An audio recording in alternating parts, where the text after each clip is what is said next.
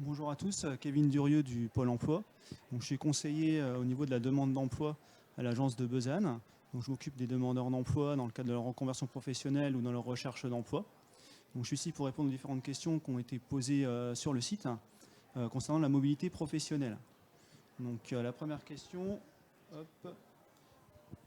Donc, comment savoir si une entreprise peut me convenir? Donc en fait, pour savoir si l'entreprise peut me convenir, ce qu'il faut faire déjà, c'est savoir faire un point un petit peu sur où on en est nous. C'est-à-dire qu'est-ce qu'on sait faire, quelles sont nos compétences, etc. Ensuite, se positionner par rapport à l'entreprise, prendre un petit peu de renseignements sur l'entreprise, le nombre de salariés, le type de poste recherché, s'il y a des compétences spécifiques attendues, si j'ai ces compétences-là, si je ne les ai pas, comment les obtenir, voir un petit peu le fonctionnement aussi, la mobilité demandée, voir les prérequis aussi que demande l'employeur. Il faut bien se renseigner à la fois sur soi-même, on est là aussi là pour vous aider, faire le point sur les compétences, et sur l'entreprise aussi elle-même, pour voir s'il y a un lien, s'il y a un écart qui est grand entre les deux, et si c'est le cas, voir si on peut resserrer l'écart, ou s'il est trop grand et qu'il y a des choses à faire entre les deux. Donc voilà. Je vais passer à la question suivante. Alors, puis-je faire un entretien d'embauche alors que j'ai déjà un poste? Donc, on peut parfaitement, comme aujourd'hui c'est un forum, par exemple, il y a peut-être des salariés au sein du forum, il y en a d'ailleurs, parce que j'en ai rencontré depuis ce matin, et ça ne les empêche pas effectivement d'aller se renseigner, que ce soit sur les formations, parce que c'est aussi une possibilité, mais également sur les offres d'emploi, et directement d'avoir des contacts avec les employeurs. Donc, c'est parfaitement possible de faire cette démarche-là. Par contre, il faut bien le spécifier tout de même, pour ne pas dire qu'on est disponible du jour au lendemain, alors que ce n'est pas le cas, puisqu'on a des obligations vis-à-vis de l'employeur actuel. Donc par contre, rien ne vous empêche de faire des démarches effectivement dans ce sens-là. La question suivante, devrais-je postuler même si je n'ai pas l'expérience requise? Après, ça dépend de ce qu'on appelle l'expérience requise. C'est-à-dire qu'en fait, vous pouvez très bien avoir, vous observez une offre d'emploi ou un poste spécifique, vous dites, non, j'ai jamais fait ce poste-là, donc je n'ai pas postulé. En fait, peut-être que vous avez des compétences qui vous permettent d'y accéder tout de même. C'est-à-dire, je dis n'importe quoi, par exemple, vous avez fait du service en salle. Et vous vous dites, tiens, il y a un poste en vente, ça m'intéresserait. J'ai jamais fait de vente. Vous avez peut-être jamais fait de vente, mais vous avez déjà eu contact avec les clients, vous avez déjà peut-être fait de l'encaissement. C'est des compétences qu'on peut transférer sur l'autre poste. Et c'est pareil dans plein d'autres domaines. Vous êtes chauffeur poids lourd, vous avez déjà touché un petit peu à la logistique. Pourquoi pas aller un peu vers la préparation de commande? Après, bien sûr, il faut peut-être passer des habilitations, des choses comme ça. Mais ça, on peut nous vous accompagner dans ce cadre-là.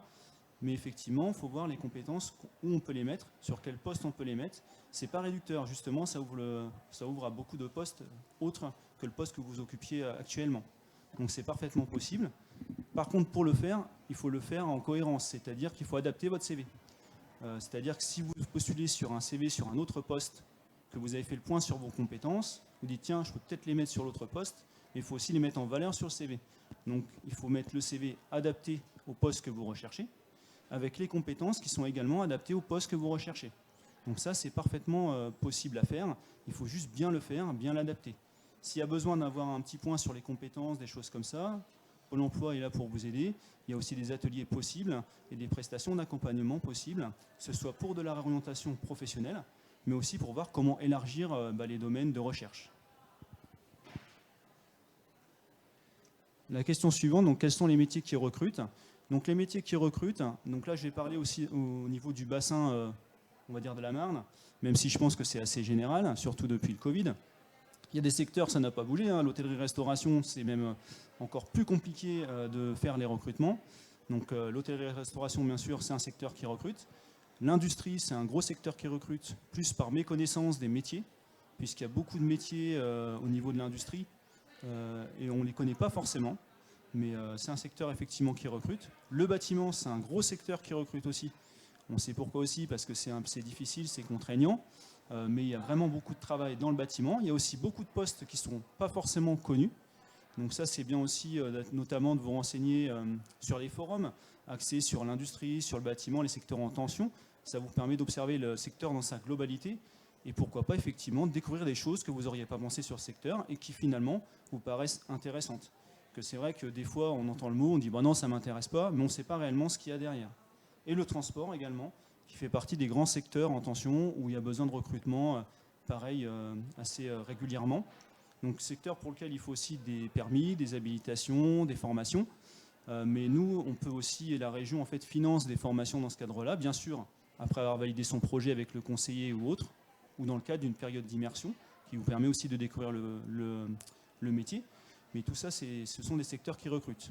Si vous voulez avoir une idée plus globale des secteurs et en fonction du bassin d'emploi, vous pouvez retrouver dans le pôle emploi la météo de l'emploi. Sur la météo de l'emploi, vous mettez la zone géographique, vous mettez la zone géographique directement et il y a une tendance des différents métiers. Donc le nombre d'offres, est-ce que ça recrute plus que le mois d'avant, etc. Après, c'est un peu trompeur ici en Champagne-Ardenne du fait des vendanges. Si vous y allez aujourd'hui, vous allez voir que ce qui recrute le plus, c'est ouvrier viticole, parce que c'était le mois d'avant. Mais en principe, c'est pas mal aussi pour avoir une idée. Par exemple, vous déménagez, vous ne savez pas le bassin d'emploi d'autres régions, eh bien, vous pouvez aller sur le bassin d'emploi d'autres régions. Il sera peut-être différent d'une autre, et c'est sûrement le cas. Voilà, les formations, pareil, dépendent aussi du marché de l'emploi. Donc ça, c'est aussi un paramètre assez important à prendre en compte.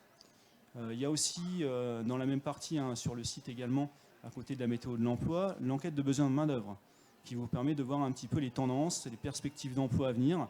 L'année prochaine, par exemple, c'est suite à des enquêtes auprès d'employeurs, quels sont les besoins à venir, etc. Tout ça, ça peut être assez important aussi, que ce soit dans le cadre de la recherche d'emploi et dans le cadre d'une reconversion professionnelle. Parce que le premier paramètre à prendre en compte, c'est effectivement le marché de l'emploi. Est-ce que ça recrute? Est-ce qu'il y a déjà beaucoup de personnes? Ça, c'est très très important et c'est la première chose à faire. Question suivante. Mon entreprise peut-elle m'aider dans mon souhait de mobilité interne? Alors j'ai envie de dire ça dépend de la politique de l'entreprise. Après, l'idée de ça dépend de la taille de l'entreprise, ça dépend du fonctionnement de l'entreprise, quelles sont les possibilités d'évolution, quels sont les postes autres qu'on peut avoir dans l'entreprise.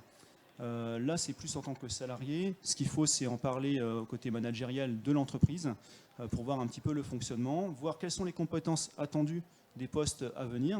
Est-ce que le poste au-dessus, j'ai les compétences pour? Est-ce que non, il y a un grand écart? Si vous avez un doute, vous n'hésitez pas à en parler, faire une enquête métier un petit peu au niveau des personnes qui ont ces postes-là, voir un petit peu leur parcours professionnel. Et s'il y a besoin d'une formation, la possibilité aussi, c'est soit, si eux sont d'accord, ça dépend des boîtes, de vous la faire financer par l'entreprise, soit au pire des cas, vous anticipez les compétences et vous utilisez votre CPF pour vous financer une formation qui est adaptée au poste qui va être au-dessus du vôtre, on va dire, à votre mobilité et évolution. Et ça montre aussi, d'une part, votre engagement et la motivation que vous avez. Par contre, ça, si vous le faites, il faut le faire en plus du travail. Il faut aussi prendre en compte le fait de la disponibilité et de le faire le soir, le week-end, etc. Mais ça peut être des facteurs un peu plus pour montrer que ce n'est pas que de la parlotte et que vous mettez vraiment tout en œuvre pour. Voilà, mais ça, c'est propre plutôt à l'entreprise pour moi. Ensuite, une autre question. Je dois changer de région. Comment me faire accompagner professionnellement? Alors, pour vous faire accompagner professionnellement dans la nouvelle région, ce que vous pouvez faire, ça dépend du motif pour lequel vous déménagez. C'est peut-être un motif familial ou autre. L'idée, déjà, c'est peut-être d'avoir connaissance un peu du bassin justement d'emploi, comme je le disais tout à l'heure. Donc, vous pouvez parfaitement, effectivement, aller sur le site et puis regarder un petit peu, dans la nouvelle région, quels sont les emplois qui sont recherchés.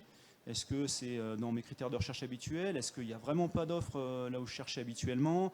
Il faut voir tout ça avant d'y aller pour anticiper un petit peu les recherches. L'accompagnement, lui, on pourra le faire avant le changement de région, mais il sera assez limité parce qu'il sera plutôt en dématérialisé pour montrer un petit peu, notamment ce que je vous dis là, mais aller un petit peu plus au fond de ça, pour anticiper s'il y a des compétences supplémentaires ou formations à venir. Voilà, après, c'est plus ça, mais dès que vous déménagez, vous faites le changement d'adresse. Vous avez un accompagnement directement avec le nouveau conseiller de Pôle emploi qui pourra vous suivre pour faire le lien soit avec des offres d'emploi des entreprises, soit dans le cadre éventuellement d'une reconversion professionnelle ou d'une montée en compétences pour vous suivre vraiment dans sa globalité. Voilà, je crois que c'était la dernière question. C'était la dernière question. Merci à tous.